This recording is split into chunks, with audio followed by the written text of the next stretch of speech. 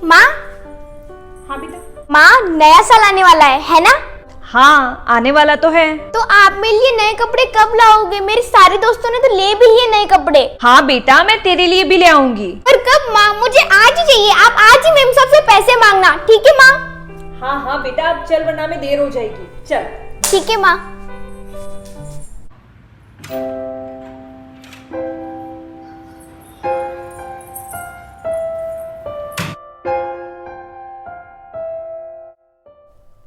माँ, आंटी को कहूँ ना पैसों के लिए? हाँ बेटा। मेम साहब, वो नया साल आने वाला है ना, तो मुझे गुड़िया के लिए नए कपड़े लेने हैं, तो आज आप पैसे दे दोगे क्या? सुमित्रा, तू अभी तो आई है, आकर तूने कुछ काम भी नहीं किया और आते ही पैसे मांगने लगी। पहले सारा काम कर, तुझे फिर मिलेंगे पैसे, समझी? जी मेम साहब। चल बेटा। अरे पूजा, क्या तूने उसे आते ही सुना दिया? बेचारी पैसे ही तो मांग रही थी। वैसे भी नया साल आने वाला है तो दे देती पैसे। अरे भैया, मैं दे दूंगी उसे पैसे। वैसे भी आप इन गरीब लोगों को जानते नहीं हो। मैं उसे अभी पैसे दे देती ना तो उसका काम में दिमाग लगता ही नहीं, इसलिए वो जब जाएगी ना तब मैं उसे पैसे दे दूंगी। अच्छा ठीक है।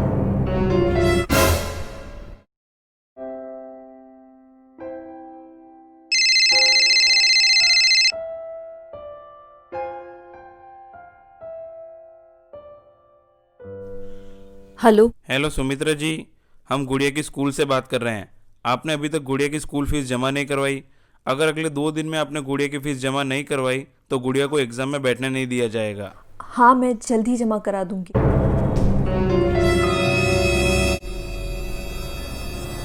सुमित्रा, तुम यहाँ बर्तन मांजने आती हो या गप्पे लड़ाने? नहीं नहीं मेम साहब, वो गुड़िया की स्कूल से फोन आया था ना, इसलिए मैं। अब बहाना मत बनाओ। यहाँ काम करना है तो ठीक से करो वरना रहने दो, समझी? नहीं मेम साहब, अब से ऐसा नहीं होगा।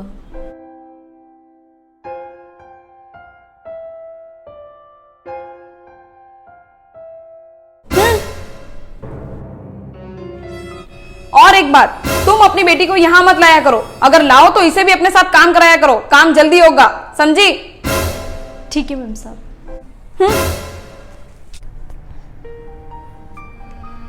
माँ, आप उदास मत हो। मैं यहाँ पे नहीं पढ़ूंगी, अपने घर पढ़ लूंगी।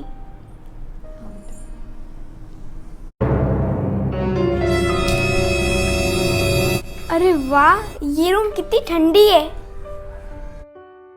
अच्छा, यहाँ एसी लगी है। कितना ठंडा लगता है एसी में। ए लड़की, किसको पूछकर तू रूम में आई? गुड़िया, क्या हो बेटा? उससे क्या पूछ रही हो कि क्या हुआ है? मैंने तुमसे कहा था ना कि तुम अपनी बेटी को अपने साथ काम कराओ, फिर ये इधर उधर घूम क्यों रही है? देखो सुमित्रा, अगर घर में से एक भी चीज खराब हुई या टूटी तो उसके पैसे मैं तुमसे वसूलूंगी, क्योंकि तुम्हारी बेटी इधर उधर घूम रही है, चीजों को छेड़ रही है, समझी? माफ करिए मेम साहब, बच्ची है, आगे से ऐसा नहीं करेगी। अब जाओ और काम करो। चल बेटा।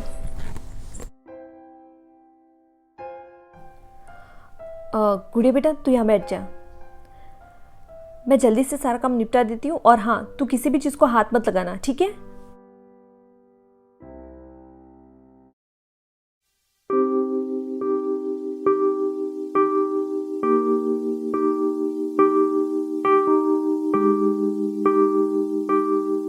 मेरी माँ कितनी मेहनत करती है, कितना काम करती है। मुझे नहीं चाहिए नए साल पे कपड़े, मुझे कुछ नहीं चाहिए।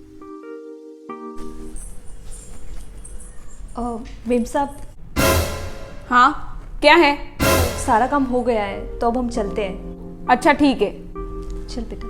पर सुनो, अपने पैसे लेकर जाओ। अरे पैसे कहाँ गए? पैसे तो मैंने यहीं रखे थे।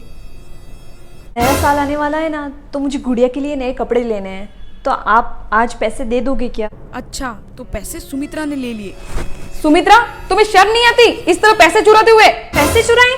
नहीं मेम साहब, आपको कोई गलतफहमी हुई है, मैंने कोई पैसे नहीं चुराए। मुझे कोई गलतफहमी नहीं हुई है। मुझे बहुत अच्छे से याद है कि आज सुबह तुमने मुझसे पैसे मांगे थे और मैंने तुम्हें पैसे देने से मना कर दिया था। तो तुमने सोचा होगा कि मेम साहब अब तो पैसे देगी नहीं, इससे अच्छा कि मैं पैसे ही चुरा लूं। नहीं मेम साहब, मैंने सच में कोई पैसे नहीं चुराए। हाँ आंटी, मेरी माँ कभी चोरी नहीं कर सकती। एक तो दोनों मिलकर चोरी करती हो, ऊपर से मीठी मीठी बातें करके ड्रामा कर रही हो।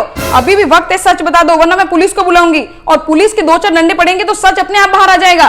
बस पूजा, ये तुम क्या बोले जा रही हो? भैया आपको भी इन पर गुस्सा आएगा जब आपको ये पता चलेगा कि इन दोनों माँ बेटी ने चोरी की है, वो भी मेरे पर्स में से। पूजा, सुमित्रा और गुड़िया ने कोई चोरी नहीं की है। आप इनकी तरफदारी मत कीजिए। और आपको कैसे पता कि इन दोनों ने चोरी नहीं की है? क्योंकि वो पैसे तुम्हारे पर्स में से मैंने लिए थे। क्या? हाँ, तुम्हारे पर्स में से पैसे मैंने लिए थे। जब आज सुबह प्रेस वाला आया था, उसको पैसे देने थे, मुझे मेरा पर्स नहीं मिल रहा था, तभी मुझे तुम्हारा पर्स वहीं दिखा, इसलिए मैंने तुम्हारे पर्स में से पैसे निकालकर उसको दे दिए।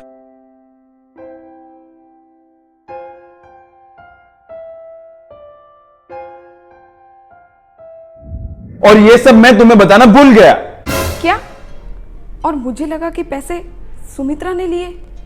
अरे कुछ बोलने से पहले एक बार सोचती तो सही कि जो सुमित्रा हमारे यहाँ पे इतने सालों से काम कर रही है, उसने इतने सालों में चोरी नहीं की, तो वो अब कैसे कर सकती है? देखो सुमित्रा, अगर घर में से एक भी चीज खराब हुई या टूटी तो उसके पैसे मैं तुमसे वसूलूंगी, क्योंकि तुम्हारी बेटी इधर उधर घूम रही है, चीजों को छेड़ रही है, समझी? तुम अपनी बेटी को यहाँ मत लाया करो, अगर लाओ तो इसे भी अपने साथ काम कराया करो, काम जल्दी होगा। माँ आप उदास मत हो, मैं यहाँ पे नहीं पढ़ूंगी, अपने घर पढ़ लूंगी। सुमित्रा हमारे यहाँ पे काम करती है, इसका मतलब ये नहीं कि वो इज्जत की हकदार नहीं है। पर ये सब मैं तुम्हें क्यों समझा रहा हूं? तुम्हें नहीं समझ में आएगा। नहीं नहीं भैया, आई एम सॉरी, मुझसे बहुत बड़ी गलती हो गई।